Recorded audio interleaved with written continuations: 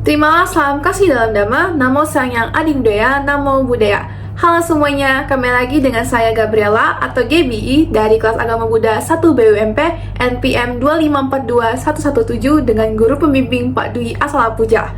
Video kali ini akan membahas tugas kelima yang ada di LMS, yaitu kelahiran kembali dan karma, yang dimana dalam dua video tersebut dibawakan oleh Biku Utamo dan almarhum Romo Cornelis Wolwor. Jadi apa saja video tersebut, rangkumannya bagaimana, itu akan saya jelaskan di dalam video ini. Jadi disimak ya.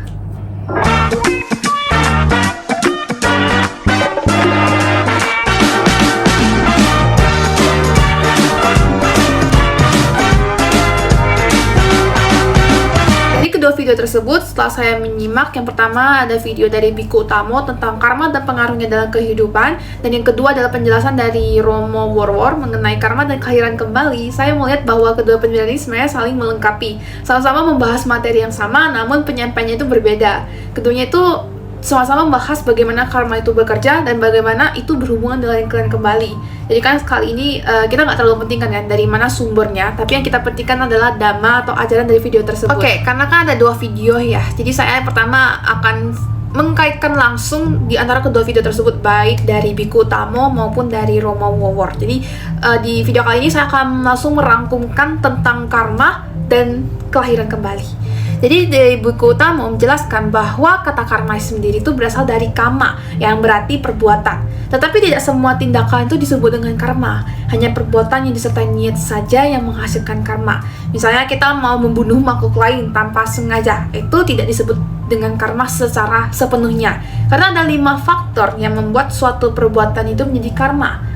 Dalam penjelasan Biku Utamo dalam video tersebut itu juga dia mengatakan suatu tindakan baru bisa disebut dengan karma kalau kita memenuhi 5 faktor. Jadi bukan sekedar kayak kita melakukan sesuatu, tapi harus ada kondisi tertentu yang membuatnya benar-benar menghasilkan akibat karma.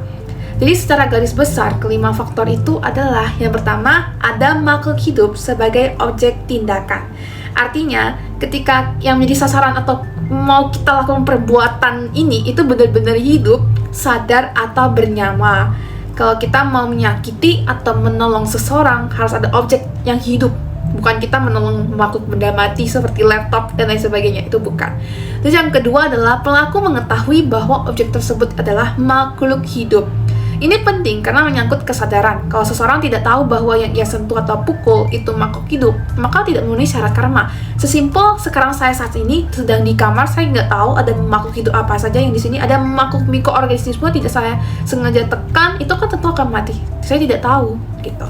Terus yang ketiga adalah ada niat atau cetana. Inilah inti dari karma. Tanpa niat, baik niat buruk maupun baik, perbuatan itu tidak akan menghasilkan sebuah karma. Karena itu dalam Buddhisme, niat selalu menjadi penentu karma. Terus yang keempat adalah ada usaha atau tindakan untuk menunjukkan niat tersebut. Jadi niat saja tidak cukup, harus ada tindakan yang dilakukan, baik dari lewat tubuh, ucapan kita nyuruh orang, atau pikiran kita. Kemudian yang terakhir adalah perbuatan itu mencapai hasil atau selesai dilakukan. Contohnya dalam konteks membunuh nih, kita mau bunuh nyamuk lah ya, karena kesel banget di wing, itu benar-benar makhluk tersebut benar-benar mati. Kalau tidak sampai terjadi, karma tidak lengkap. Meskipun tetap ada akibatnya dari niat buruknya. Kemudian Romo Wolwor juga menegaskan hal yang sama, bahwa dalam Buddhisme ini sebenarnya faktor mental atau niatlah yang lebih menentukan daripada sekedar tindakan fisik kita. Kemudian kedua pemuka agama ini juga sama-sama membahas bahwa perbuatan yang menghasilkan karma itu bisa melalui tubuh, ucapan, dan pikiran. Tindakan seperti membunuh, berkata kasar, bahkan menyimpan niat buruk di dalam pikiran saja tanpa sadar, itu sudah bisa membentuk karma. Ini menunjukkan bahwa karma ini sebenarnya sangat halus, selalu ada setiap harinya, dan berjalan terus-menerus selama kita hidup. Sesimpel hari ini deh, saya tidak tahu karma apa saja yang saya lakukan, entah karma baik atau buruk, saya harap itu akan berbuah yang baik di kehidupan selanjutnya. Nah setelah itu Biku itu juga menjelaskan lebih rinci mengenai jenis-jenis karma, tapi ada materi lain nggak saya jelaskan karena akan panjang, dimana saya jangan jelaskan jenis-jenis karma aja ya. Yang pertama itu ada garuka karma, yaitu karma berat seperti kita membunuh orang tua, membunuh arahat, melukai Buddha dan sebagaimananya. Karma ini pasti berbuah pertama kali ketika seseorang itu meninggal. Biasanya mereka pas saat menuju kelahiran itu mereka akan sangat menderita. Lalu ada juga karma kebiasaan, perbuatan yang dilakukan berulang-ulang seperti marah, memaki hewan, ataupun membunuh hewan sebagai pekerjaan kita. Itu yang juga sangat kuat pengaruhnya. Kemudian Romo juga menambahkan bahwa apa yang terus kita lakukan itu akan membentuk arus karakter. Seperti kebiasaan buruk pun menjadi lebih mudah muncul dan menghasilkan akibat. Kalau kita udah melakukan perbuatan buruk dan kita merasakan itu, wow, seru banget, itu pasti akan dilakukan terus-menerus. Jadi banyak-banyaklah sadar ya teman-teman atas perbuatan kita.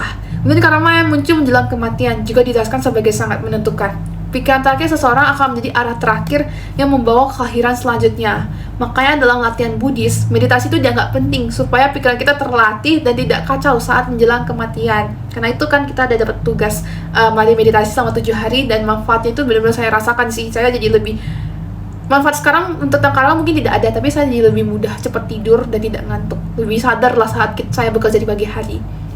Kemudian juga dijelaskan pada ada karma-karma kecil yang jarang kita lakukan. Karma ini akan berubah kalau 3 jenis karma sebelumnya itu tidak muncul yang saya jelaskan sebelumnya. Keduanya sepakat bahwa kapan karma berubah itu sulit ditebak. Ada yang langsung terasa di kehidupan ini, ada yang muncul mungkin di besok ataupun di kehidupan berikutnya. Bahkan ada yang berubah setelah kita melakukan beberapa kelahiran kembali. Karena itu, kesulitan hidup, kecelakaan, sakit, atau kehilangan bisa saja berasal dari karma lampau kita. Kemudian Biku juga membahas tentang ahosikama, yaitu karma yang tidak berbuah. Ini berlaku untuk Buddha, Arahat, dan Paceka Buddha. Karena mereka sudah tidak lahir kembali, alias mereka sudah parinibbana, mereka sudah mencapai nibbana. Contoh yang dipakai adalah kisah Anggulimala. Jadi ia dulunya itu kan membunuh banyak orang karena ditipu gurunya. Tetapi setelah beliau ini bertemu dengan Buddha, ia bertobat dan akhirnya mencapai tingkat arahat. Karena ia sudah mencapai kesucian, karma buruknya itu udah nggak mengejarnya lagi. Jadi udah diserobot sama karma baik gitu. Romo menekankan bahwa ini menunjukkan betapa kuatnya perubahan batin ya. Jadi karma yang baik itu, karma baik yang sangat banyak itu akan bisa mengalahkan karma buruk gitu. Namun ada juga karma yang tidak bisa ditangkis sama sekali, yaitu Garuka karma. Contohnya Raja Ajata I yang membunuh ayahnya. Walaupun selama hidupnya setiap harinya ia banyak berbuat baik dan bahkan mendengarkan ajaran Buddha, ia tetap tidak bisa mencapai kesucian dalam kehidupannya karena setelah meninggal yaitu terlahir di neraka untuk waktu yang lama karena ia terlibat melakukan pembunuhan kepada orang tuanya sendiri. Jadi dari sini terlihat bahwa beberapa akibat memang tidak bisa dielakkan. Contohnya seperti beliau tersebut, dia sudah banyak berbuat baik tapi karena hanya satu perbuatan dia bisa terlahir di neraka. Masih dari penjelasan Biku Utama, karma juga memiliki fungsi-fungsi tertentu, seperti Janaka karma, yaitu karma yang menentukan kelahiran seseorang, keluarga kita sekarang, kondisi tubuh kita, umur kita, mau panjang atau pendek, itu datang dari kehidupan sebelum-sebelumnya gitu. Ada juga karma yang memperkuat atau melemahkan kondisi hidup kita. Kemudian ada Upagata karma, yaitu karma penghancur yang bisa memotong umur atau justru membawa kelahiran lebih baik jika seseorang meninggal dengan pikiran yang sangat tenang, misalnya dalam keadaan jana.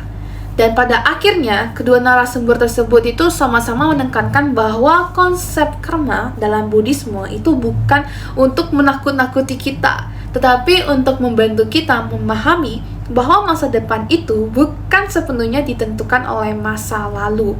Justru karma yang kita lakukan sekarang ya, yang hari ini deh sesambil kita lakukan sekarang, baik melalui pikiran, ucapan, dan perbuatan, itu bisa memperbaiki dan bahkan memangkis karma buruk yang belum berbuah. Jadi kita harus kejar-kejaran dengan karma buruk ya. Kita harus kejar-kejaran dengan karma buruk dengan banyak berbuat perbuatan baik.